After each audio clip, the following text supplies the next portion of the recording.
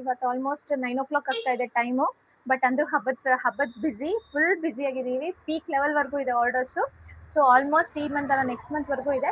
But ಅಂದ್ರೂ ಪರವಾಗಿಲ್ಲ, ನಿಮಗೆ ಯಾರಿಗಾದ್ರೂ ಏನಾದರೂ ಅರ್ಜೆಂಟ್ ಆರ್ಡರ್ಸ್ ಇದ್ರೂ ಸಹ ನಾವು ಮಾಡಿಕೊಡ್ತೀವಿ. ವಿತಿನ್ 1 or 2 ಡೇಸಲ್ಲಿ ಮಾಡಿಕೊಡ್ತೀವಿ. ಯಾಕಂದರೆ ನಮ್ಮ ಹತ್ರ ಮ್ಯಾನ್ ಪವರ್ ಇದೆ. ಸೊ ಹಾಗಾಗಿ ಪ್ಲಸ್ ಇನ್ನೊಂದು ಏನು ಅಂದರೆ ಇವತ್ತು ಇದು ನೋಡಿ ಬನಾರಸಿ ಕ್ಲಾತ್ ಕಸ್ಟಮರೇ ತಂದು ಕೊಟ್ಟಿರೋದು. ಇದು Banarasi cloth.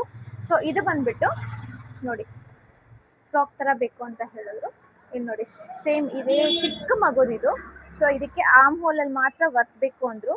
Light green colour touch up ಕೊಟ್ಬಿಟ್ಟು ಇಲ್ಲಿ ಮಧ್ಯದಲ್ಲಿ ಬಂದ್ಬಿಟ್ಟು ಮೋಟಿಫ್ ಬೇಕು ಅಂತಂದ್ರು.